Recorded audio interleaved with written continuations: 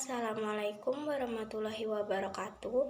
Kami dari kelompok 11 ingin mempresentasikan hasil diskusi kami yang berjudul Manajemen Pendidikan Berbasis Masyarakat dengan nama kelompok Nadifa Indri Astuti dengan NIM A3202100056 dan Sofyana Nurrahmawati dengan NIM A3202100086. Manajemen pendidikan berbasis masyarakat. Dalam rangka reparadigmatisasi pendidikan adalah pelibatan dan partisipasi aktif masyarakat yang selama ini terabaikan. Masyarakat mempunyai peran sentral dan strategis dalam rangka meningkatkan mutu dan kualitas pendidikan, sehingga pengelolaan pendidikan yang semula berbasis pemerintah harus berubah menjadi berbasis masyarakat atau yang dikenal dengan pendidikan berbasis masyarakat. Konsep pendidikan berbasis masyarakat, community-based education atau pendidikan berbasis masyarakat selanjutnya disebut CBE atau menurut Compton dan H.M. McCluskey disebut dengan istilah Community Education for Development, merupakan sebuah sistem yang memberikan peluang sama bagi setiap orang untuk mendapatkan ilmu pengetahuan dan teknologi melalui pembelajaran seumur hidup. Menurut Huberto Sihombing dalam buku Reformasi Pendidikan dalam Konteks Otonomi menyebutkan bahwa terdapat 5 aspek dalam pelaksanaan CBE, yaitu 1. Teknologi yang dipelajari hendaknya sesuai dengan kondisi dan situasi nyata yang ada di dalam masyarakat. 2. Kelembagaan, artinya harus ada wadah yang statusnya jelas, dimiliki atau dipinjam, dikelola, dikembangkan oleh masyarakat. 3. Sosial, artinya program belajar harus bernilai sosial atau bermakna bagi kehidupan peserta didik atau warga belajar. 4. Kepemilikan program, artinya kelembagaan harus menjadi milik masyarakat, bukan milik instansi pemerintah. 5. Organisasi, artinya pengelola pendidikan tidak menangani sendiri programnya, melainkan bermitra dengan organisasi kemasyarakatan lain. Adapun hal yang harus diperhatikan dalam CBE menurut Watson yaitu: pertama, mementingkan warga belajar. Kedua, program harus dimulai dari perspektif kritis. Ketiga, pembangunan masyarakat yang menekankan bahwa program belajar harus berlokasi dan menyatu dalam masyarakat. Undang-Undang Sistem Pendidikan Nasional Nomor 20 Tahun 2003 menyebutkan bahwa model pendidikan berbasis masyarakat termasuk pada jalur pendidikan non-formal sebagaimana diatur pada pasal 26 sebagai berikut. 1. Pendidikan non-formal diselenggarakan bagi warga masyarakat yang memerlukan layanan pendidikan yang berfungsi sebagai pengganti, penambah, dan atau pelengkap pendidikan formal dalam rangka mendukung pendidikan sepanjang hayat. 2. Pendidikan non-formal berfungsi mengembangkan potensi peserta didik dengan penekanan pada penguasaan pengetahuan dan keterampilan fungsional serta pengembangan sikap dan kepribadian profesional. 3. Pendidikan non-formal meliputi pendidikan kecakapan hidup, pendidikan anak usia dini, pendidikan kepemudaan, pendidikan pemberdayaan perempuan, pendidikan keaksaraan, pendidikan keterampilan dan pelatihan kerja, pendidikan kesetaraan, serta pendidikan lain yang ditujukan untuk mengembangkan kemampuan peserta didik.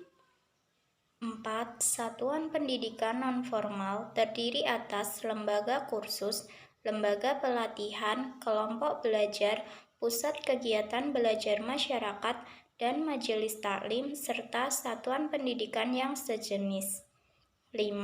Kursus dan pelatihan diselenggarakan bagi masyarakat yang memerlukan bekal pengetahuan, keterampilan, kecakapan hidup, dan sikap untuk mengembangkan diri, mengembangkan profesi, bekerja, usaha mandiri, dan atau melanjutkan pendidikan ke jenjang yang lebih tinggi. 6. Hasil pendidikan nonformal dapat dihargai setara dengan hasil program pendidikan formal setelah melalui proses penilaian penyetaraan oleh lembaga yang ditunjuk oleh pemerintah atau pemerintah daerah dengan mengacu pada standar nasional pendidikan. Selanjutnya ada aturan pelaksanaan pendidikan berbasis masyarakat atau CPE diatur pada pasal 55. Pada pasal ini disebutkan sebagai berikut. 1. Masyarakat berhak menyelenggarakan pendidikan berbasis masyarakat pada pendidikan formal dan non-formal sesuai dengan kekhasan agama, lingkungan sosial, dan budaya untuk kepentingan masyarakat. 2. Penyelenggara pendidikan berbasis masyarakat mengembangkan dan melaksanakan kurikulum dan evaluasi pendidikan, serta manajemen dan pendanaannya sesuai dengan standar nasional pendidikan. 3. Dana penyelenggaraan pendidikan berbasis masyarakat dapat bersumber dari penyelenggara, masyarakat, pemerintah daerah, atau sumber lain yang tidak bertentangan dengan peraturan perundang-undangan yang berlaku. 4. Lembaga pendidikan berbasis masyarakat dapat memperoleh bantuan teknis, subsidi dana, dan sumber daya lain secara adil dan merata dari pemerintah daerah. Pesantren sebagai model pendidikan berbasis masyarakat. Model pendidikan pesantren merupakan salah satu bentuk pendidikan yang berbasiskan masyarakat. Sebab maju berkembang atau mundur serta kepemilikannya diserahkan sepenuhnya kepada masyarakat. Namun, seiring dengan tuntutan, pesantren kini telah melakukan banyak perubahan dan pembaruan. Secara umum, pesantren adalah sebuah asrama pendidikan tradisional di mana para siswa atau santri tinggal bersama dan belajar ilmu-ilmu keagamaan di bawah bimbingan seorang guru yang lebih dikenal dengan sebutan kiai.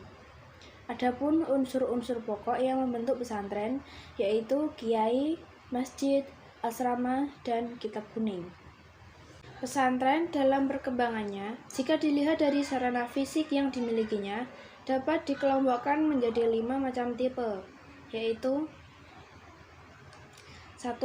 Pesantren yang hanya terdiri masjid dan rumah kiai, bersifat sederhana sekali untuk kegiatan pengajian. Yang kedua, selain ada masjid dan rumah kiai, di dalamnya telah tersedia pula bangunan berupa pondokan atau asrama bagi para santri yang datang dari tempat jauh. Ketiga, tipe ini telah memiliki masjid, rumah kiai, serta pondok. Di dalamnya diselenggarakan pengajian dengan metode sorogan, bandongan, dan sejenisnya. Yang keempat, tipe ini selain telah memiliki masjid, rumah kiai, serta pondok, juga telah memiliki pula tempat untuk pendidikan keterampilan seperti lahan untuk peternakan dan pertanian, untuk membuat kerajinan, koperasi, laboratorium, dan sebagainya. Yang terakhir, pada tipe ini pesantren telah berkembang sehingga disebut pula sebagai pesantren modern. Sudah dilengkapi perpustakaan, dapur umum, ruang makan, kantor, toko, ruang penginapan untuk tamu, tempat olahraga, aula, dan sebagainya. Menurut Zamakhshari Dhofir, bentuk dan model pondok pesantren dalam dikelompokkan menjadi 2. Yang pertama, pondok pesantren salafi, yaitu pondok pesantren yang inti pendidikannya tetap mempertahankan pengajaran klasik. Yang kedua, ada pondok pesantren khalafi, ialah pondok pesantren yang dalam pengajarannya telah memasukkan mata pelajaran umum dalam madrasah yang dikembangkannya atau sekolah umum di lingkungan pondok pesantren, seperti misalnya pondok pesantren Gontor yang sudah tidak mengajarkan lagi kitab-kitab klasik. Selanjutnya terdapat 3 karakteristik sebagai basis utama kultur pesantren, yaitu yang pertama, pesantren sebagai lembaga tradisionalisme. Kedua, pesantren sebagai pertahanan budaya atau kultur resisten. Yang ketiga, pesantren sebagai pendidikan keagamaan. Selanjutnya ada pendidikan berbasis masyarakat di pesantren. Pesantren berdiri atas inisiatif masyarakat Muslim yang tujuan utamanya adalah untuk mendidik generasi muda agar memahami dan mengamalkan ajaran-ajaran Islam dengan baik. Nilai-nilai keagamaan seperti ukhuwah atau persaudaraan, jihad atau berjuang, taat, sederhana, mandiri, ikhlas, dan berbagai nilai eksplisit dari ajaran Islam yang mentradisi di pesantren ikut mendukung kelestariannya. Selanjutnya, peran masyarakat dalam pendidikan berbasis masyarakat. Peran masyarakat dalam penyelenggaraan CBE dapat dikelompokkan sebagai berikut. Pertama, tokoh masyarakat, termasuk tokoh agama, tokoh adat, dan pendidik, berperan sebagai pemrakarsa, mediator, motivator, tutor, pengelola, dan bahkan sebagai penyandang dana serta penyedia fasilitas pendidikan. Yang kedua, ada organisasi kemasyarakatan berperan sebagai pemrakarsa, perencana, penyelenggara, organisator, pemberi motivasi, penyedia fasilitas, pengatur kegiatan, pengayom kegiatan, penyedia dana, pembina kegiatan, dan pemecah masalah. Yang terakhir, lembaga swadaya masyarakat atau LSM berperan sebagai pembangkit dan penyampai aspirasi masyarakat, pemberi motivasi, pendamping masyarakat, dan sebagainya. Demikian presentasi yang dapat kami sampaikan. Apabila ada salah kata, mohon dimaafkan. Billahi taufik wal hidayah. Wassalamualaikum warahmatullahi wabarakatuh.